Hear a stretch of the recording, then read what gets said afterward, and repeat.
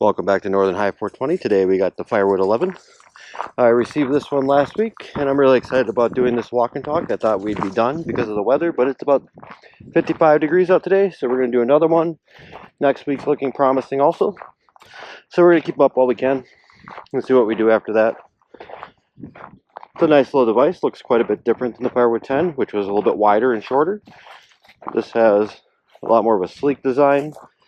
More of the size of the Pax Flow and the Starry, about that size Rofu. Nice small handheld device. It's really good in the hand, feels good in the hand. Still using the single button for all the settings. With that button you can do all sorts of things. You can set the temp to an exact temp, but it's all one button, so it's a little bit of a learning curve to learn that part, but it does come with a few presets. I usually use preset 3. If you use preset 4, you're not going to get a second buzz after the heater turns on because it's on unregulated mode. It seems to be the same way as a 10 that way. For this video, we're going to use setting 3 and do our hits from there. Still got the little weed window in there, which is cool. You can see how your herb looks. Slide to open it. With this, you want to pack it so it's below that rim. Right there is where the air comes in, so you want to kind of pack it right below there.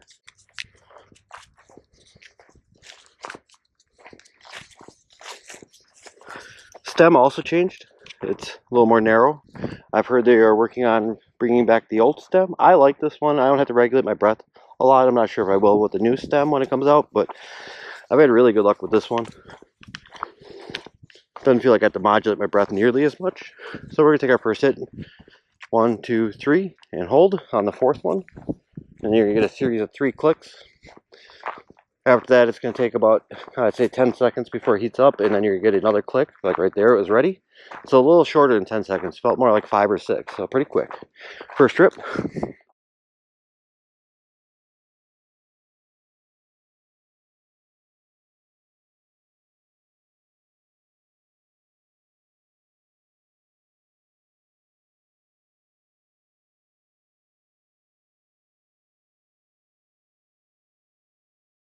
Nice cloud on the first one. This vape tastes great. Might be one of the better tasting vapes I own, and I would say the Firewood 10 tastes very good also, but this thing just tastes freaking awesome. It's up there with the Taffy for me. First trip, already a little brown. This does have the capability to clear a bowl in a rip. I've done it plenty of times already. I've had a hard time setting this one down since getting it. This one I took to right away. I'm going to take another rip. So that's 3 clicks, and on the 4th click you hold to get the preset 3. And it's ready.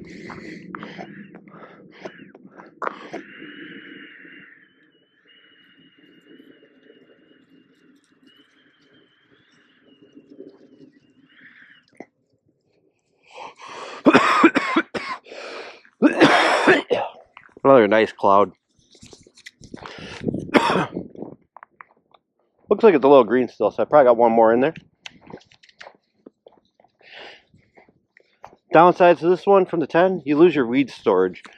So the one reason they made the 10 really creep up quickly for me was once I got the hit technique down, I was getting really good rips. But that little storage thing really became my dog walking vape, which is funny enough how I do these walk and talks. It's with my dog, but I do walk them every day. And I pretty much always grab the Firewood 10 for that, and that hasn't really changed for me because of the weed storage. The 3 bowls is about right. I take my dog for about an hour walk. Probably going to go through about 3 or 4 bowls in that time, just relaxing after work. So I kind of miss that, but I like the size of this one. So this one does fit for me. This will probably become my small concealable vape, replacing either the V3 Pro or the Rofu, which has been the ones I've been grabbing the most if I need something tiny and concealable. Otherwise, my main carry probably going to remain the same as the Frolic. Take our last rip.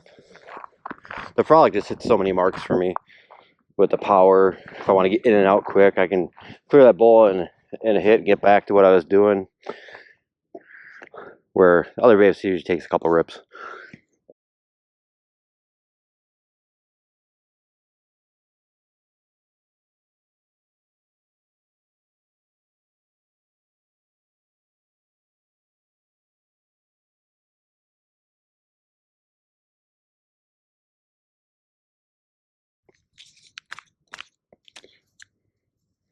AVB is pretty dark.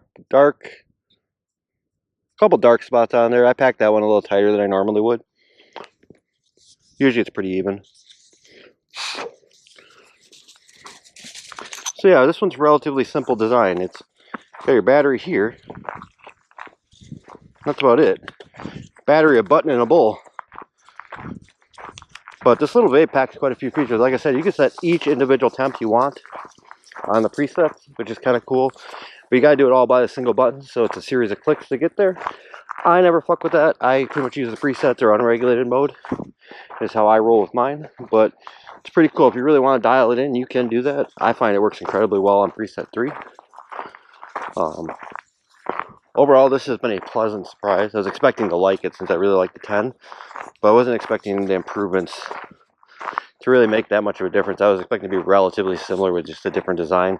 But this one I feel like I get more responsive vapor as far as heats up a little quicker, and the vapor is more sudden, like it's there when I want to inhale instead of having to work for it. With the Firewood 10, it's a little bit like the Rofu and the B3 Pro, where if you modulate your breath enough, you can get some really, really big rips. I mean, it still provided satisfying hits without doing it, but you can get some really big rips. With this one, I could do that without very much effort, which I think once I get to testing with a buddy that doesn't vape a lot, be interesting to see if he gets a good rip off that. I will update that when I get to it. Right now, I have him off doing some of those little pocket dabbers. He dabs a lot, but he doesn't use any of the electronic devices. So I thought it'd be interesting to see his input on that, being that's his main form of consumption, and how he feels about these little dabbers, and if they're acceptable. For me, I quite like most of them. So I thought that'd be an interesting take on the content. I'll probably do some of that with dry herb vapes as we go. I'm just trying to switch it up, make it interesting. Go ahead and load this one up again. This will be the next test right here. The 10 was easy because you could open up that little slider and just brush some herb in. And also that slider worked as a debowler tool. With this one, I smack it out of there, so it's not that big of a deal, but looks like we're doing okay so far. I always use this as a little brush. Brush the herb in, and it works as a tamp.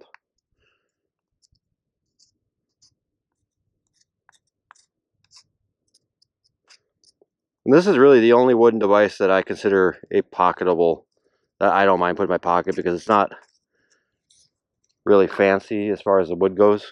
It's walnut, it's pretty durable. It's not highly finished, so it feels a little more rugged, like something you wouldn't mind putting in your pocket with your keys. I still try to avoid that. I like to make myself look nice, but I don't feel as bad about that as I do with the Tiny Mite 2. So this one's quite pocketable. This stem design, time will tell to see if it holds up in the pocket. I worry about this part breaking a little bit, but I think that new stem that he's coming out with will probably resolve a lot of that concern. But for me, I love this stem. It just seems like it works really good. I get pretty good airflow. You would think that a narrow little hole wouldn't provide much, but I feel like better airflow out of this than I did out of the 10. And you can see where the air is coming in on this one. The slots here and here. But this provides a nice balance high for me. It's usually a little stonier, a little conduction going on there with the convection hybrid. But I get a nice balance high out of this one. It doesn't give me a super stony one, so it's a good like midday vape. Or like today where I'm not really working too much. Works great. Start off my day with a nice, slow, relaxing walk with my dog. This thing really hits the spot. So far, really loving it. I have no complaints other than I missed my little storage spot, and the debowler tool was handy. When you slid that cover off, where it doubles as a debowler tool, that was kind of handy on there. So not as many features on the 11 design. Feel in the hand. I can see why people like the 7. I've heard they liked that one more than most. And I believe this is roughly the same design. This is the first one I've used like this, but damn, does that feel good in the hand. The button's in the right spot. It's like a natural spot for where your hand sits. Got USB-C charging. On his manual, he recommends you charge in here because an overcharged battery will not work with this device, period. So he doesn't recommend using external chargers. I still do, but just something to keep in mind if you're a stickler for reading instructions and sticking to them. He doesn't recommend it. But overall, not really anything bad to say about this device. It's not in a long-term test yet. It's kind of right at the beginning, first week. But we've done a few like that. Overall, quite nice. Not a whole lot to go over on this one. I'm going to do some quick comparisons. It's going to be very similar to the Firewood 10 that way. I would say its most direct competitor right now would be the Dynamite 2, being that they both feel like they heat up in about the same amount of time. This one's relatively quick heat up. It's on demand. You don't have a session mode where you do on the Dynamite 2, but I find that pointless on that one. That's a session vape. Kind of like the Frolic, I never used the session. It works fine, but on demand is where it's at for me. So, very similar as far as hit strength. I would say this provides as good a hit as a Dynamite 2, at least for me. I've been getting as good of hits off of this. Taste wise, I feel like this tastes better than the TM2. I was doing side by sides last night. I feel like this tastes a little better. Dynamite 2 probably has a little edge on the power. I've noticed that when I did the water side by side.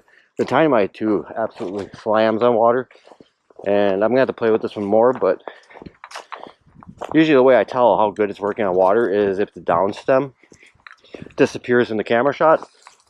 In this one I can still see it pretty clearly, so kind of a struggle on the water. Wouldn't call it terrible, but wasn't in the upper end. The Firewood 10 wasn't either that way, so it wasn't really a surprise, but I wouldn't buy this if you're looking at water as the main purpose. Definitely more of a handheld device. So Dynamite 2 being the more direct comparison. I prefer this one greatly over it, but I use these as portables. If you're using them at home and you're doubling between the two, you're looking for something to use with water also. Hard to beat the Dynamite 2 that way. If you get to the Frolic, which is another on-demand vape, the advantage to the Frolic would be it, in my opinion, out hits anything as far as heavy. Taste-wise, definitely edge on the Firewood. Size, definitely edge on the Firewood. I'm getting about 8 bowls on this. The Frolic could get about 12. So, considering it's a single 18650 battery, I find that pretty impressive and acceptable. About where I draw the line is at 8 bowls. If it's under 8 bowls, I personally think that's not acceptable anymore, at least for me. It's something I'd want to put in my pocket. And this hits that mark for me, so that's great. Dynamite 2 misses out on that one. The size difference and the weight difference, though, this feels much better in the pocket than the Frolic does. But, like I said, if you're at home and want to rip it on water, the Frolic slams on water. And I haven't been able to get really great hits off of it on water. Definitely more of a dry vape for me. As far as looks go, I prefer the way this looks over both of them. I find this to be quite a bit better. That way, size-wise, feels nice in the hand. Kind of elegant looking and rugged at the same time. Kind of a cool little device. I'm going to go ahead and take the next rip. We'll do the same preset, 3, and hold it.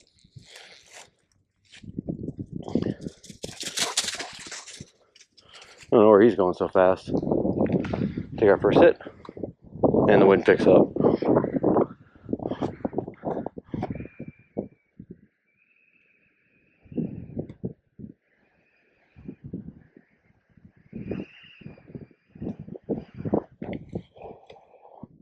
Nice cloud, but it's awfully windy. We're going to go over by the trees here for the second one. Again, tastes great. I guess the first thing that stands out for me with this one is the flavor is freaking great.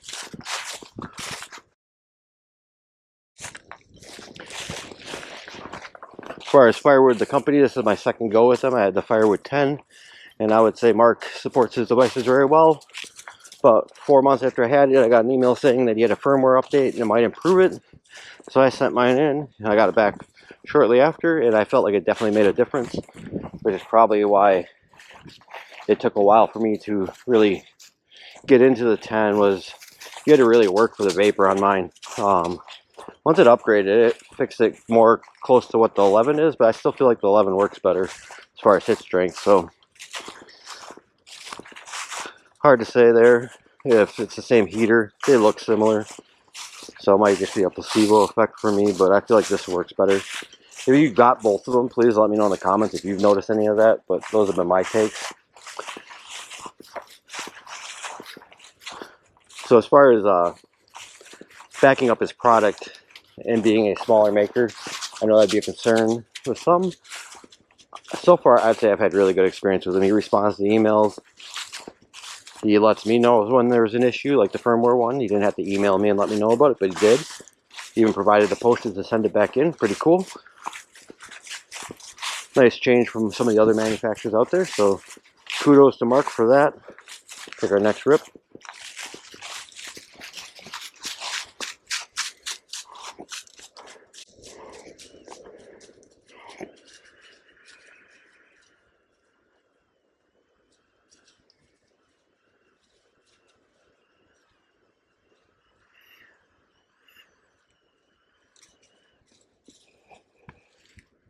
Well, I went that way.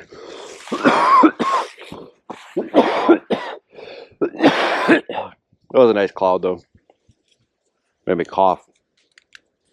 It hit a little harder than I was expecting. Still a little green in there. Stand this way for the last one. I think the hardest part for the learning curve for me is this. If I want to hit preset 3, I had to hit it 3 times and click it a 4th time and hold. The longest time, whenever I did that, I'd only get preset 2. So that is one of the learning curve parts that took me a minute.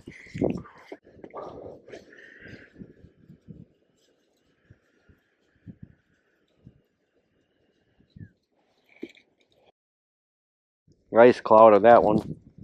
Still tasted pretty good.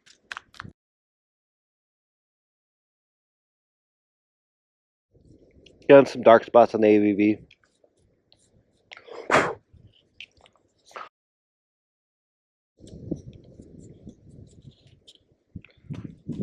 To me, what I feel with this one, I feel like this one has more convection than conduction going on. Where I feel like the Firewood 10 was more conduction heavy.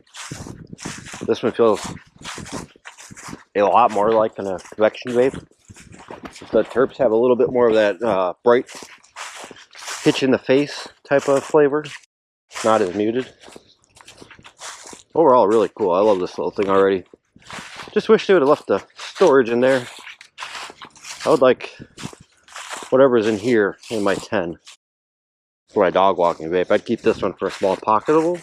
So I guess for a lot of you, you probably have a Fat X already, the number 10, and you're wondering if you should upgrade. If the internal storage isn't something you value, I'd say upgrade. This feels much better in the hand, easier in the pocket.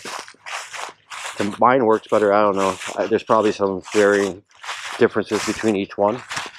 Maybe some work as good as this, but mine 10 doesn't work nearly as good as this 11 does. So I think this is a worthy upgrade. It's also one of the more affordable vapes on the market. You're talking high-end, what I consider a high-end vape.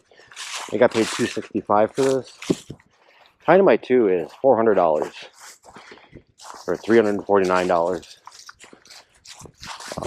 The Venti 320-ish, I think you can get those for. The Solo 3 is still the budget king when it comes to price to performance. You can get those like $180, but sub $300. This is easily my favorite.